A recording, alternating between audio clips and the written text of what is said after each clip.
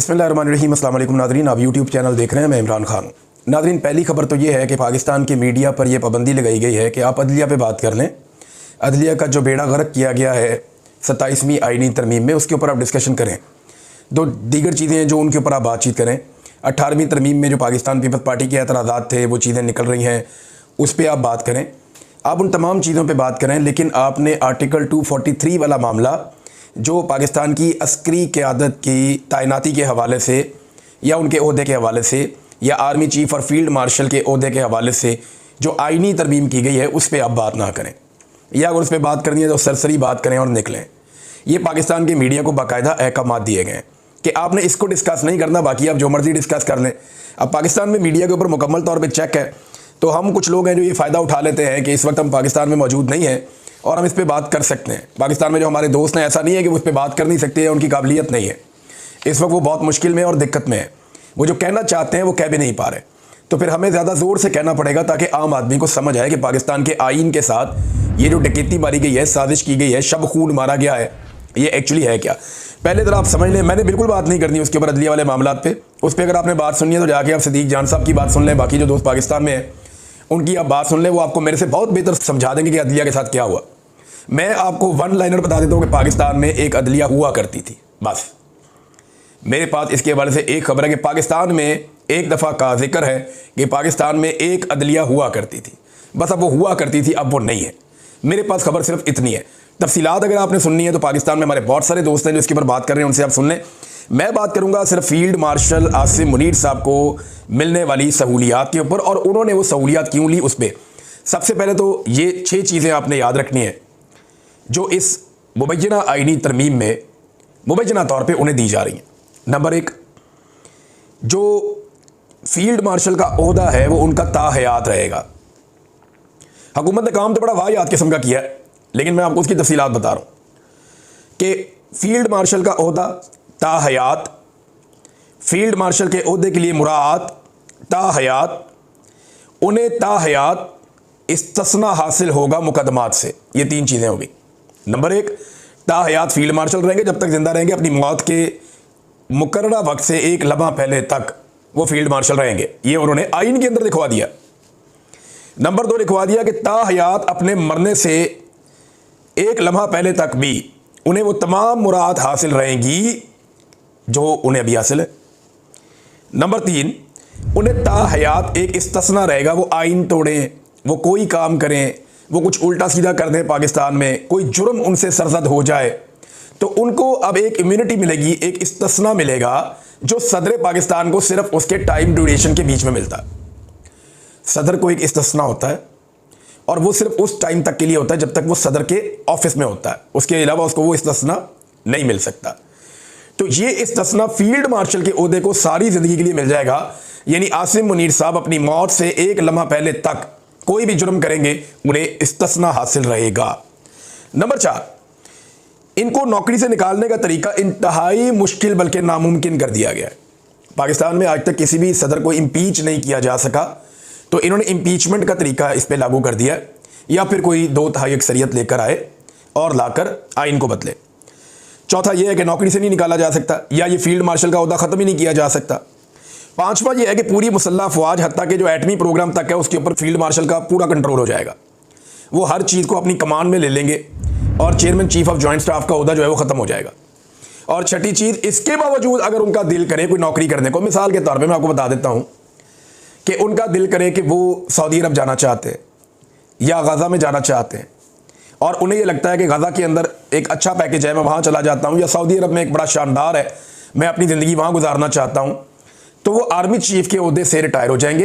वहाँ एक नया आर्मी चीफ आ जाएगा, लेकिन बतौर फील्ड मार्शल वो मरते दम तक मौजूद रहेंगे, और बतौर फील्ड मार्शल अपने इस्तिस्ना के हमरा, अपनी मुराद के हमरा वो सऊदी अरब चले जाएंगे और खादमैन हरमैन शरीफैन बन जाएंगे। समझ आइए आपको।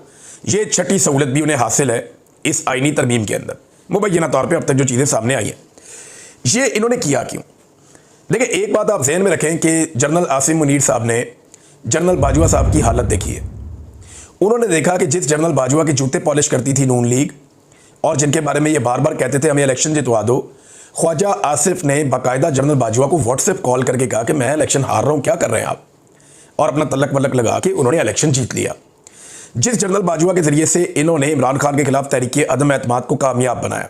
अब ये खुद ही बताते हैं ना, इनके अंदर से बंदे उठ के रोज़ाना बताते हैं। फजल रहमान ने बताया, बाकी सब ने बताया, शाहिद खाकान ने बताया कि इमरान खान के खिलाफ अदम एतमाद के अंदर हम सारे शामिल थे और फौज ने हमसे मिलकर करवाई है।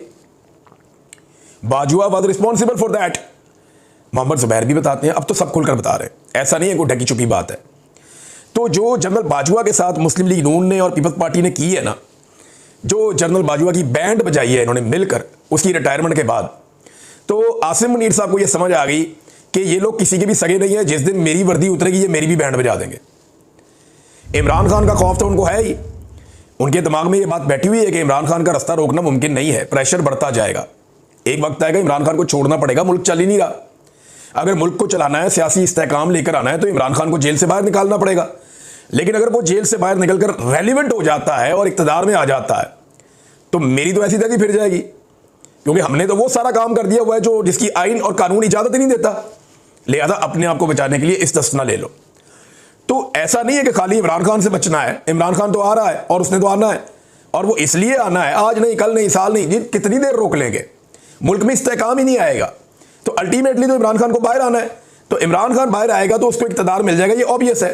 बस सिर्फ कोशिश ये करनी है कि उसको 2/3 अक्सरियत ना मिले, क्योंकि अगर उसको 2/3 अक्सरियत नहीं मिलेगी तो वो आईनी तरमीम नहीं कर सकेगा और फील्ड मार्शल अपनी ज़िंदगी में एंजॉय करेंगे और वो सऊदीया में एक नए ओहदे के ऊपर जा भी सकते हैं। तो एक तो PMLN और पीपल्स पार्टी का उन्हें पता है कि ये बड़े बदीद लोग हैं, ये जैसे ही मैं ओहदे से उतरूंगा ये मेरी ऐसी फेर देंगे, लिहाजा मैं ओहदे से उतरता ही नहीं और मैं अपनी इम्यूनिटी ले लेता हूँ, इस्तिस्ना ले लेता हूँ।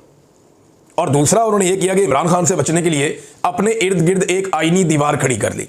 इसको और सिंपल कर लें, इमरान खान की जलगार हो रही है, वो जेल से बैठकर आसिम मुनीर साहब को ज़हनी मरीज करार दे चुके हैं।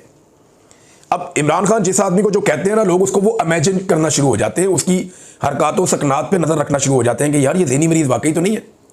शहबाज शरीफ को अर्दली जब से कहा है वो तब से अर्दली लगना शुरू हो गए हैं। मैं सीरियसली आपको बता रहा हूँ कि मेरे अपने दिमाग में एक इमेज बन गया कि यार वाकई ये हरकतें तो वही हैं। तो अब ये भी एक बड़ी दिक्कत है कि इमरान खान साहब ने उन्हें ज़हनी मरीज कह दिया। प्रेशर तो इमरान खान साहब ने जेल से दबा के डाला हुआ है आसिम मुनीर साहब के ऊपर, और उन्हें नज़र भी आ रहा है कि इसको मैं कब तक आखिर रोकूंगा। तो एक तो वो खतरा है, और ये खतरा ना PMLN के कुछ टाउट्स और कुछ टाउट्स हैं एस्टेब्लिशमेंट के, और कुछ PMLN के अपने लोग भी हैं, और वो अपने मुंह से बरमला अब ये कहना शुरू हो गए। उनके ट्वीट्स मौजूद हैं रिकॉर्ड के ऊपर, उनके स्क्रीनशॉट इस वक्त सोशल मीडिया पे गर्दिश कर रहे हैं। नजम सिटी का ऐसा ही स्टेटमेंट है कि एक्चुअली ये आसिम मुनीर साहब ने अपनी मुस्तकबिल की प्रोटेक्शन हासिल की है जिस वक्त इमरान खान साहब इक़्तिदार में आ जाएंगे। क्योंकि सारे डराते थे ना कि इमरान खान आ गया तो ये कर देगा, तो वो कर देगा, तो आपको नहीं छोड़ेगा, तो उसको नहीं छोड़ेगा। हालांकि इमरान खान ने कहा भी कि मैंने किसी से बदला नहीं लेना, मैं अपने मुल्क की खातिर बात करना चाहता हूँ। लेकिन ये सारे डरे हुए हैं, सहमे हुए हैं। अब जिसके दिल में चोर हो वो डरता ही है ना, हर आदमी तो नहीं डरता। मैं एक मीटिंग में था कल, जर्मनी में आया हुआ था फ्रैंकफर्ट में, तो वहाँ पे बहुत सारे लोग थे। मैंने उनसे पूछा, मैंने कहा आप में से किसी को इस्तिस्ना चाहिए? तो पूरे हॉल ने कहा नहीं चाहिए। तो मैंने उनसे पूछा कि आपको क्यों नहीं चाहिए? उन्होंने कहा हमने कुछ किया ही नहीं, हमारे दिल में चोर है ही नहीं, हमें क्यों इस्तिस्ना चाहिए होगा। नबी अकरम सल्लल्लाहु अलैहि वसल्लम ने फरमाया कि मेरी बेटी भी अगर चोरी करेगी तो मैं उसका हाथ काट दूँ। बेटी के लिए इस्तिस्ना नहीं था। हज़रत खालिद बिन वलीद रज़ियल्लाहु तआला अन्हु को दौरान जंग माजूल कर दिया गया।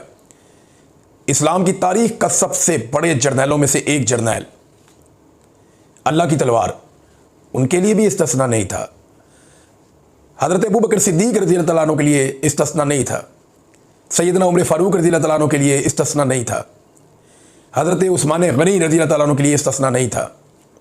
हज़रत अली शेर खुदा के लिए रज़ियल्लाहु तआला अन्हु के लिए कोई इस्तिस्ना नहीं था। तो जब इन लोगों के लिए, इतनी बड़ी बड़ी हस्तियों के लिए इस्तिस्ना नहीं था, तो ये किस खेत की मूली हैं जो लोग इस्तिस्ना ले लेते हैं और लगे हाथों सारे इसके अंदर अपने हाथ धोते हैं।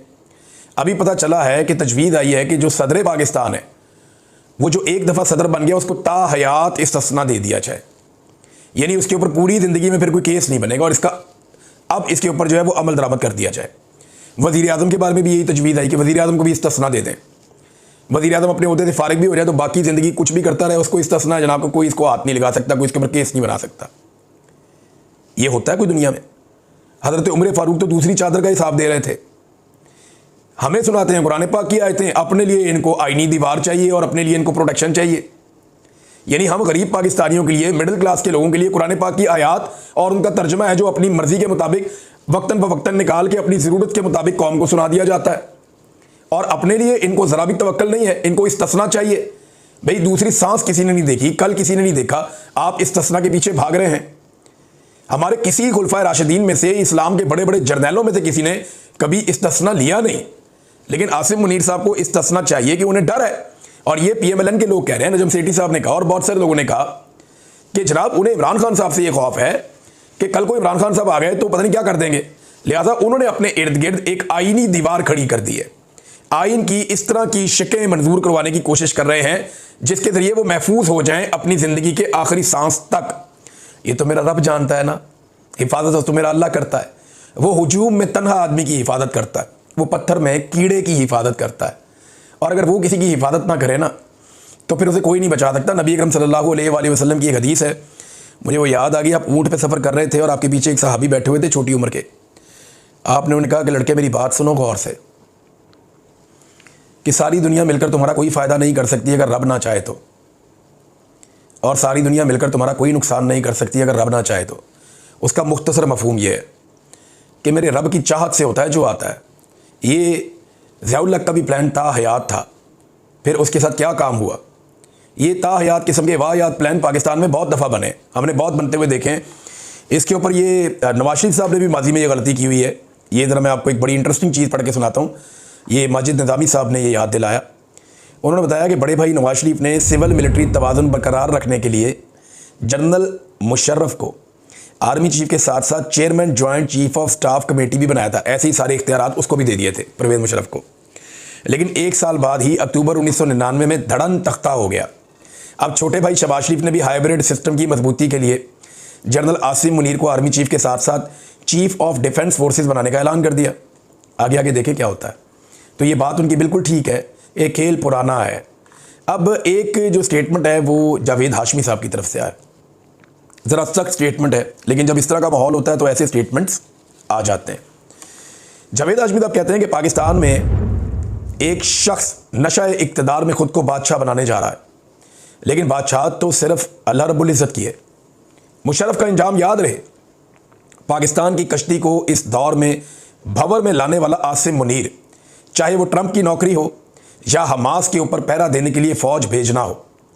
नून लीग जिस नौकरी के लिए बनाई गई थी आज भी वही सर अंजाम दे रही है।